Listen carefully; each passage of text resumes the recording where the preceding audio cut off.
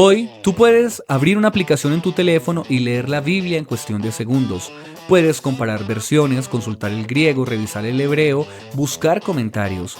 Puedes comprar una Biblia incluso con una transferencia electrónica y recibirla en tu casa. Pero hubo un tiempo durante más de 1500 años en que cada palabra de la escritura tenía que ser escrita a mano, cada letra, cada línea, cada rollo. Y si una sola palabra se dañaba, podía perderse para siempre. Cuando hablamos de la inspiración de la escritura, solemos hablar de los autores bíblicos, pero rara vez hablamos de los hombres que siglo tras siglo preservaron este texto para que tú hoy lo tengas en tus manos. Este es un viaje a la historia de los guardianes silenciosos de la Biblia.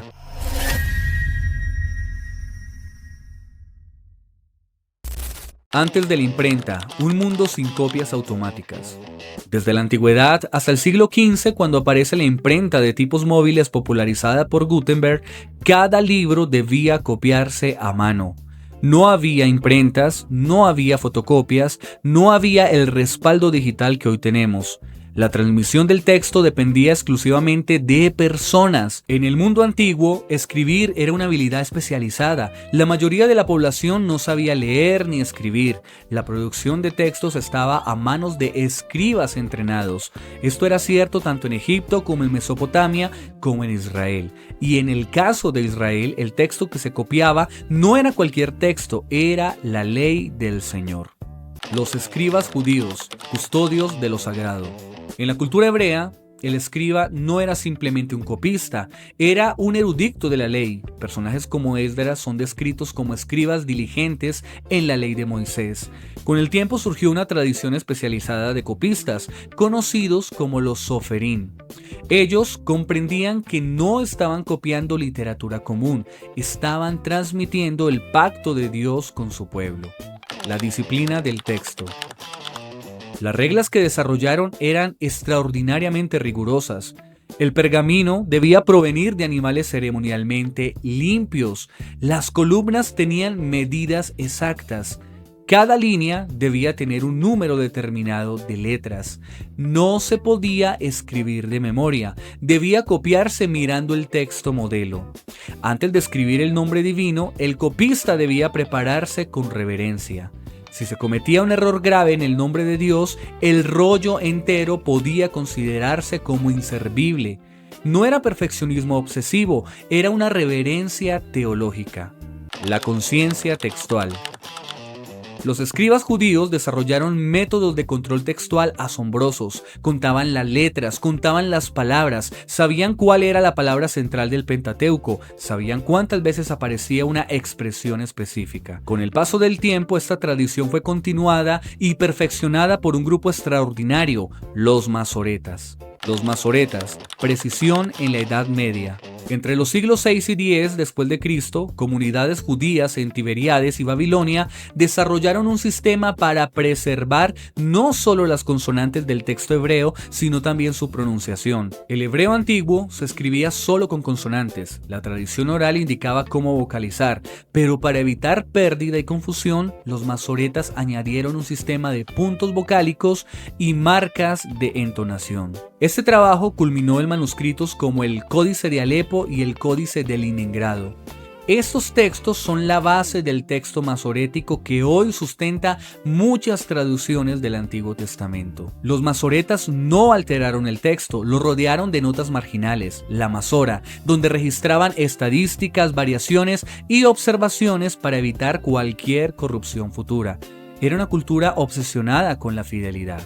El descubrimiento que estremeció al mundo, los rollos del Mar Muerto. En 1947 un hallazgo cambió radicalmente la discusión sobre la transmisión del Antiguo Testamento, los rollos del Mar Muerto encontrados en Qumrán. Estos manuscritos, que incluyen copias de casi todos los libros del Antiguo Testamento, datan del siglo III a.C. hasta el siglo I después de Cristo. Cuando se compararon con el texto masorético medieval, los estudiosos quedaron sorprendidos. La fidelidad era extraordinaria. Durante más de 1000 años de transmisión manual, el texto había sido preservado con una precisión impresionante. Eso no significa que no existan variantes, existen, pero la estabilidad textual es notable. El mundo cristiano y el nacimiento del códice. Mientras los judíos preservaban el Antiguo Testamento, los cristianos comenzaron a copiar los escritos apostólicos.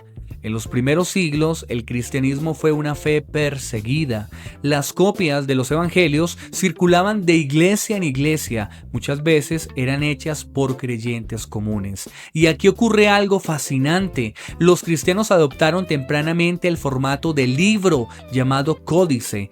En lugar de rollos, comenzaron a coser hojas dobladas, formando páginas. Este formato permitía lo siguiente: acceso más rápido a pasajes, también reunir varios libros en un solo volumen, mayor portabilidad. Este cambio fue revolucionario en la historia universal de todos los libros. Manuscritos que aún hablan. Entre los testimonios más antiguos del Nuevo Testamento están los grandes códices del siglo IV, el Codex Sinaiticus y el Codex Vaticanus. Estos manuscritos contienen gran parte de la Biblia en griego. Son evidencia de que el texto circulaba ampliamente ya en el siglo IV. Antes de ellos tenemos fragmentos aún más antiguos como el famoso Papiro 52, un pequeño fragmento del Evangelio de Juan que data posiblemente del siglo II. Eso significa que los textos del Nuevo Testamento estaban circulando muy cerca de la generación apostólica. El trabajo de los Scriptoria. Con la legalización del cristianismo bajo Constantino I, la producción de manuscritos se organizó en monasterios. Allí surgieron los Scriptoria. Imagina por un momento una sala amplia, fría, iluminada por lámparas de aceite, monjes inclinados sobre pergaminos, horas de silencio, el sonido constante de la pluma raspando el cuero. El pergamino debía prepararse cuidadosamente, la tinta se fabricaba con recetas específicas, las plumas se afilaban constantemente. Era un trabajo físico, doloroso, exhaustivo, pero profundamente espiritual. Los errores y la crítica textual. Aquí debemos ser honestos, los copistas no eran máquinas, cometían errores, saltos de línea, palabras repetidas, confusión entre letras similares, a veces pequeñas armonizaciones entre evangelios.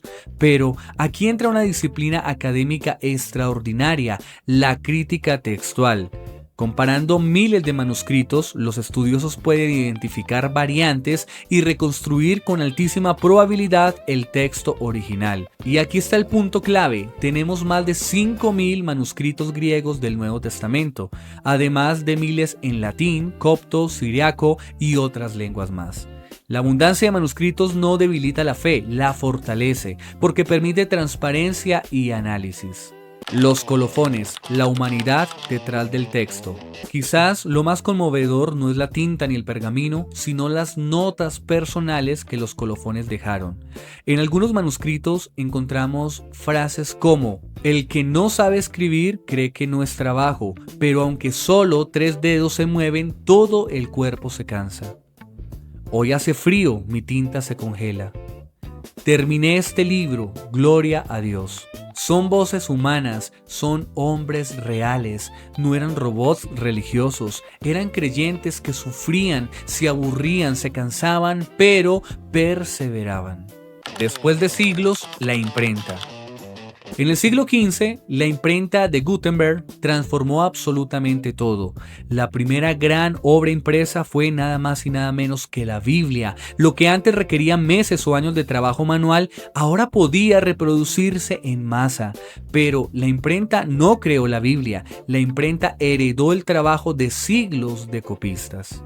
Reflexión final, una deuda invisible. Hoy discutimos traducciones, debatimos versiones, comparamos manuscritos, pero pocas veces nos detenemos a pensar en los hombres que perseveraron cada línea que hoy tenemos. Sin ellos no tendríamos texto que discutir. Ellos no predicaron ante multitudes, no fundaron iglesias famosas, no escribieron tratados teológicos. Se sentaron, tomaron una pluma y copiaron. Y gracias a esa fidelidad silenciosa, la palabra sobrevivió guerras, persecuciones, incendios, imperios y siglos. La próxima vez que abras tu Biblia, recuerda esto: Cada palabra que lees pasó por manos humanas que creían que estaban sirviendo a Dios. Y quizás la mayor lección que nos dejan no es solo textual, es espiritual. Ellos entendieron que lo que escribían tenía peso eterno. Tal vez nosotros también deberíamos preguntarnos lo siguiente: ¿qué estamos escribiendo con nuestra vida? ¿Sería digno de ser leído en la eternidad? Porque un antiguo copista escribió lo siguiente: no escribas nada con tu mano que no quieras ver en la resurrección. Y tal vez ese sea el llamado más profundo que nos dejaron los guardianes de la palabra.